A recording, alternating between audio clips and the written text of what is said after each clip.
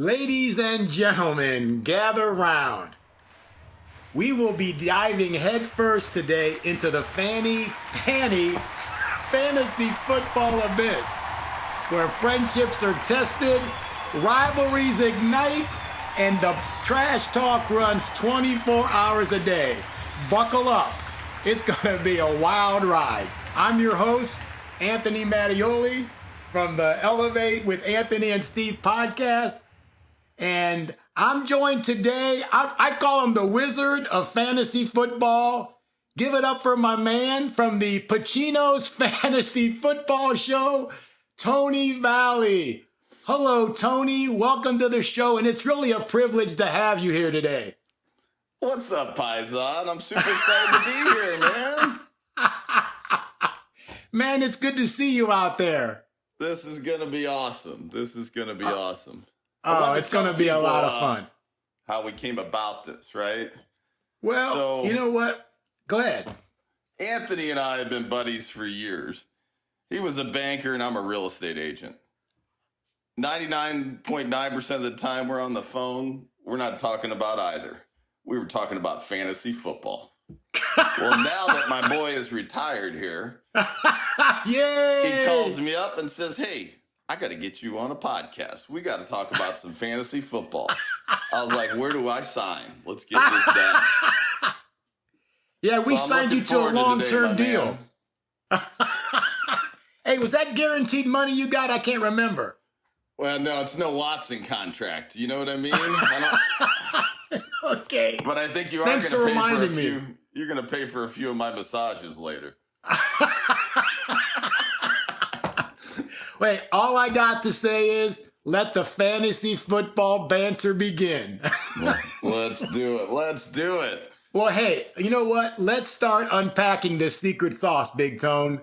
The most important day in fantasy football is fast approaching, right? And that day is draft day. Draft day. Yes. Let's give our owners the mental currency, right, Tony, that they need to strategize, to be the envy of all the owners in the league, and most importantly, hoist that championship trophy. Yeah, that's what this is all about. It's always about winning. So we're here to give you some tips and some tricks on how to do that. When you called me last week, you said, hey, listen, in my family league, I got the number one pick. What do I do with that? Right? So let's start there. I did. Let's start there. Hey, Tony, I'm good with it. Let's talk about those first round picks and maybe the first pick of the entire draft. What are you thinking?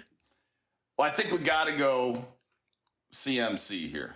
Okay. You like him, don't you? As much as I hate every 49er on the planet because I'm a Cowboy fan, that dude outscored every running back last year by 200 points.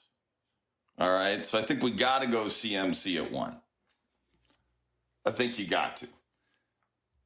After we get through CMC, right, you got a little bit of a wide receiver running back run that's going to happen.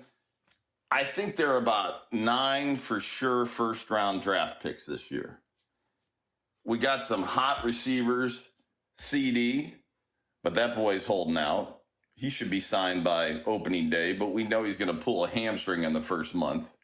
Now, hey, let's put a disclaimer on that. You're one of the biggest Cowboy fans this side of east side of the Mississippi, right? That's a fact. Okay, so when you say he's going to sign, this dude is sitting at home eating Cheetos when he could be on the field getting ready for a playoff one and done like we usually do. You know, he's not even there for that. It's breaking my heart. I know. But I think after CD, right, he might drop a little bit for everybody this week and next. If he's not signed, he's going to drop a little bit in that first round. So look for him. Again, he had a ton of receptions, ton of touchdowns, and he is the target for Dak. I also like Tyreek Hill because he does what Tyreek Hill does, right? Nobody can catch the man. He's going to come up with that probably 1,400 yards, and he'll get you your 10 to 12 touchdowns. I still love the other wideouts, Justin Jefferson. People tell me, hey, well, why do you like him so much? He don't have anybody throwing him the ball. He didn't have anybody throwing him the ball last year, man. Kirk Cousins got hurt. He had Nick Mullins throwing him the ball. Who was Nick Mullins, right? And he still performed. Yeah, hey, Tony, he could catch a ball from me, right? No. It'd probably be about 10, 15 yards short, wouldn't it? Come on, okay. man.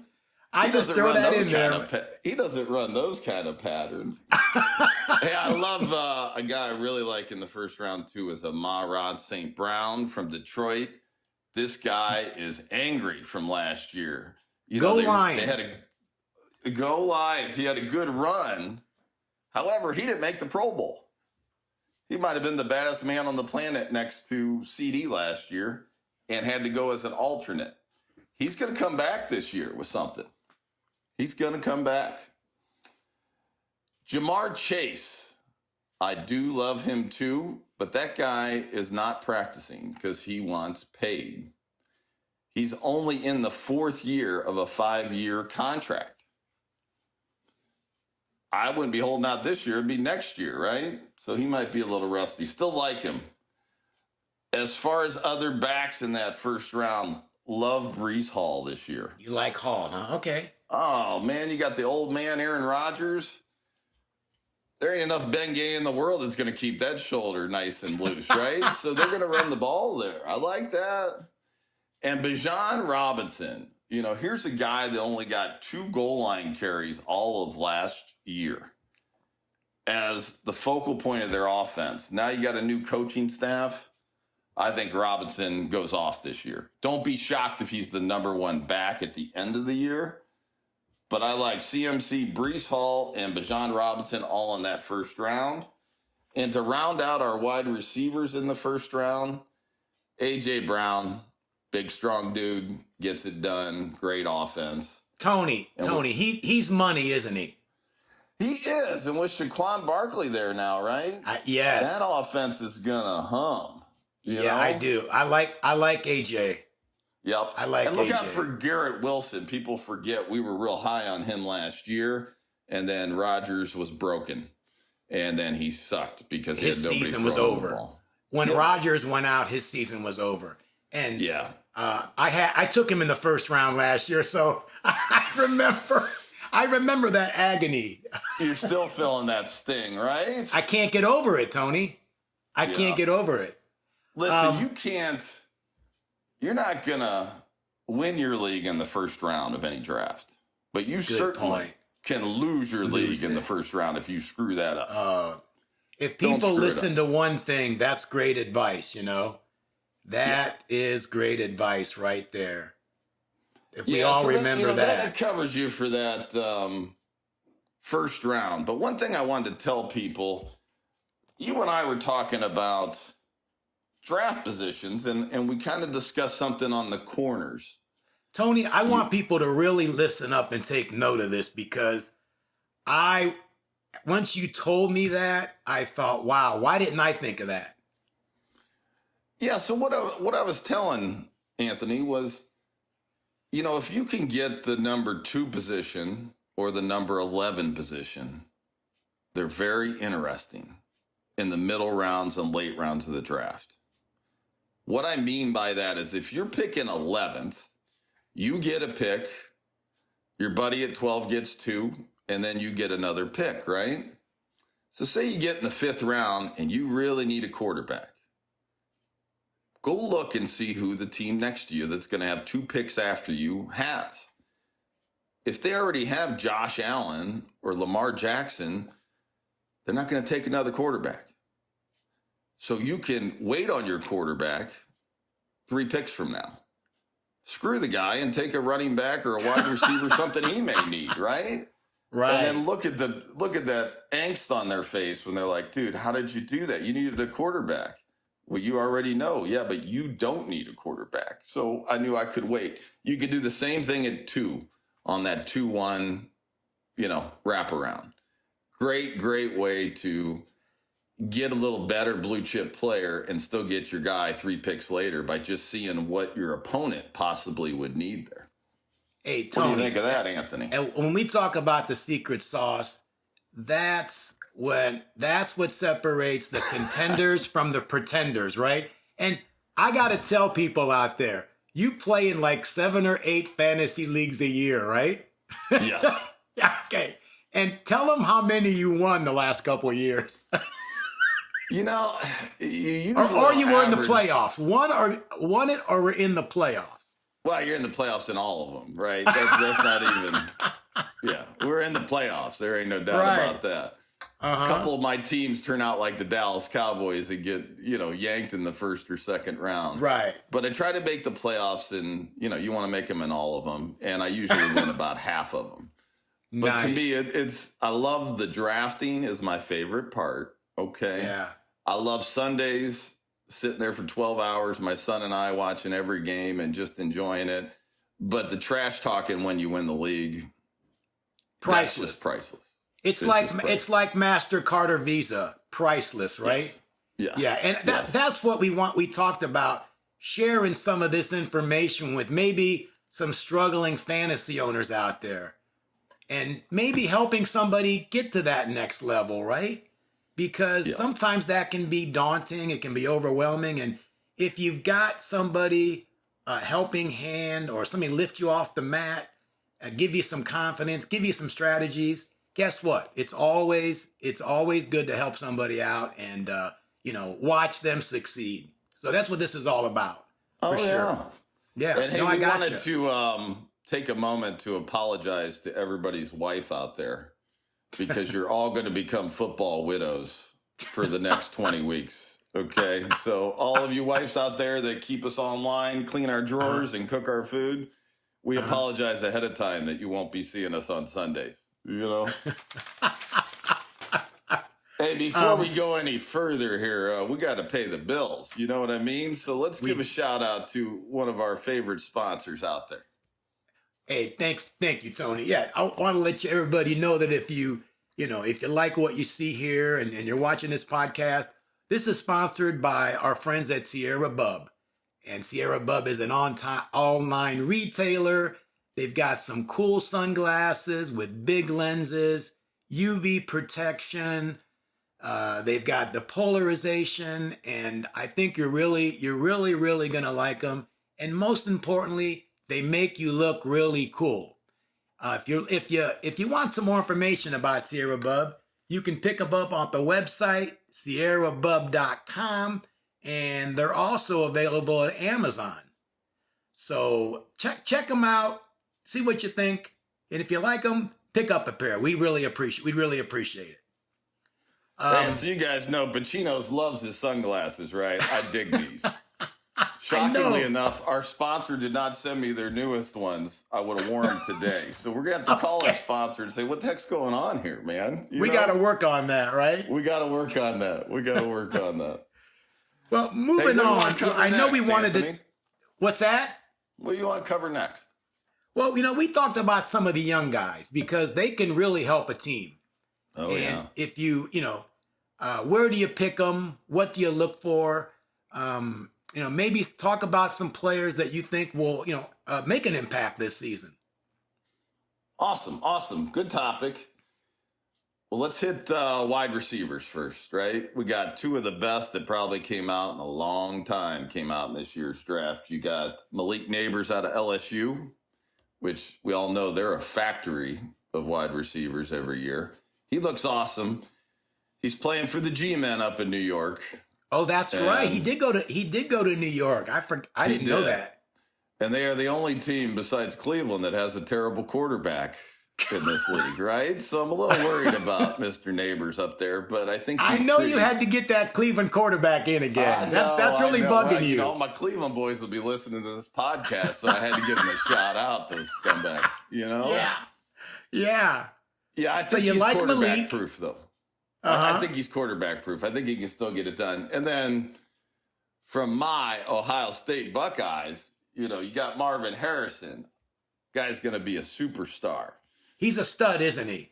He's a stud. He's out there in Arizona. Kyler Murray is currently upright, which is always a good thing to have your quarterback actually standing upright for a change. So I expect good things from him. Two guys from last year that are now in their sophomore season. We're going to be looking at Garrett Wilson. with the old man in New York, right? The Jets. Hey, I think he has a big bounce back year. And Drake London, I mean, here's a guy in Atlanta. What would they throw the ball about 12 times a game? It was a joke. Well, now they got Kirk Cousins. He likes to fling it all over the place, especially to the other team during primetime games, as we all know. But I think Drake London will have a huge year. On the running back side, you got Jonathan Brooks coming out in Carolina. He's coming off a blown up knee. Don't expect him for the first probably month of the season, but he'll be a superstar. He'll be a good one. And in Carolina, they don't have much else. Where'd he go to college at, Tony? He went to college in Texas. He's a Longhorn. Yep. Okay. Yep. Shout out to Texas. Yep. Hook 'em horns. Hook 'em horns. So you got Brooks. You like the boys out of Ohio State. You like the two big receivers. Yeah. You like was it London? You said Drake London. Yeah. Malik Neighbors. Who else I like you got? all four of those. Okay. Anybody else? And then last would be your Trey Benson. You know, here you got a guy that's, I think, from Florida State, to me, was my favorite back coming out. And he ended up being in a perfect landing spot in Arizona, where you're behind James Conner, but James Conner pretty much just chases ambulances around every year on the field. You know what I mean? Like, he sits in his lazy boy more than I do during the football season, and that's hard to do. So I could see our boy Trey Benson getting the lion's share of that at some point in the year and taking that backfield over. Okay. Yeah, I like that. Hey, and you know what? Those are the picks that sometimes can win you a championship, right? Because people aren't sitting on them maybe in the first couple rounds, maybe not. And, you know, they come in and really can make a big impact to your fantasy team. So they can, especially at a position that's always hurt. You know, it's tough to keep a running back for 17 games of a fantasy year. You know, they're going to get hurt. One thing I want to tell people too, like when you're in those drafts and you're deep in the rounds and you just don't see any running backs that are viable, take the backups to your stud starters. So if you have James Conner, go ahead and draft Benson. Because if your starter goes down, you still retain that backfield and all the touches. You follow me? You know what you're saying is, and I'm glad you brought that up because people forget, you got to stash some of these guys on your bench, right? Because it's a long season. And when the starter does go down, everybody's going to be online trying to pick that rookie up or that backup. Well, it'll make you sleep at night knowing that you already have the man, correct? Yes. And again, high-powered offenses, if their starter goes down, whoever replaces them still going to put up viable week-to-week fantasy numbers. So I think getting those backups in those key systems is huge. Tony, I think you used the word one time, plug and play, right? Yeah. You just plug these guys right in and you play them, right? Doesn't matter who they play. I mean, if they're replacing a stud, they're going to get the touches. They're going to get the receptions. Just plug them in and play them, right? Don't even worry about it. Yeah, spot on. I mean, I saved your ass last year, right? You lost. I think you lost Chubb, and you're like wanting to cry after week 2. And I said, pick up this Ford kid, and it saved your season. Hey, Tony, you did talk me off the edge last year. You know, I was not doing well. You know. Hey, those are some great names. And, you know, lastly, let's talk about a question that has been asked in fantasy for years. When to take your signal caller? There's all kinds of theories. There's all kinds of hypotheses on when and where and what to do. Give us your take on that. Oh, this is a tougher question here, right? Mm-hmm. So, two sides to that. Either take one early or take one late. And what I mean by that is if you can get one of these QBs that run the ball. First one, Josh Allen. Take a guess at how many rushing touchdowns Josh Allen had last year. I have no idea. I'm going to say 6 or 7. Yeah, he had 15. 15? Same number as CMC, right? So Wow. with somebody like Josh Allen, you're getting a running back plus a top elite pass thrower. So I like Josh Allen in that second round, believe it or not, because I think it's like having a running back plus a QB.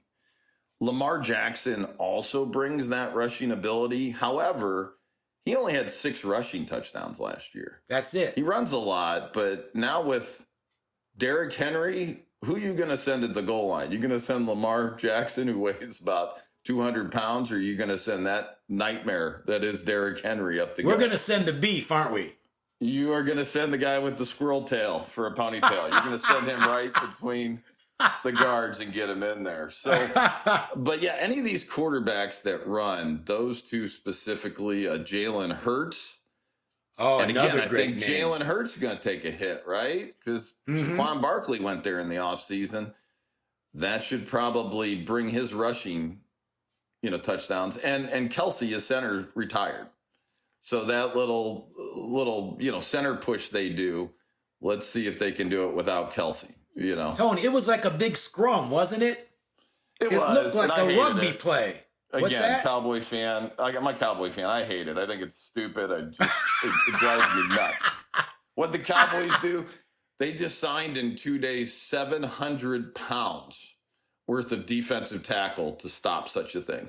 Really? So Wow. 2 big fat guys right in the middle and said, no, Yeah. we're not moving our fat guys. So hopefully that put an end to that.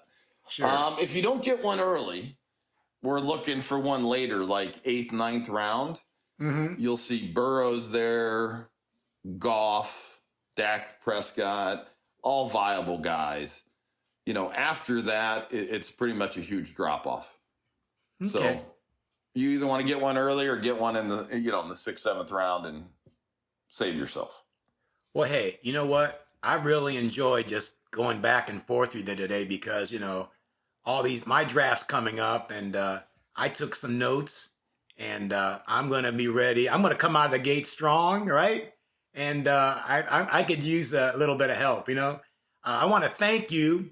I want to thank you, Tony Vallee from Pacino's Fantasy Football Show, for being with us today. I really enjoyed it. And you know what? I look forward to having you back on here soon and kind of give our viewers an up-to-date, where we're at and maybe some directions to take or not to take. So, hey, thank you for being here. We appreciate it on the podcast. And hey, if you like what you saw today, you're going to want to follow us on Apple Podcast. Give us a like, follow us. We would really appreciate it. And with that being said, Tony, any last words before I let you go? Well, first, thanks for having me, man. This was super Yeah. fun. I could do this all day long. This isn't work. This is absolute pleasure. I absolutely love interacting with you. It was a lot of fun, and I look forward to the next one. As we get into the season, I think we'll have a lot more to talk about after people panic with their crappy drafts and need our help, Hey, the pleasure's been all mine, okay?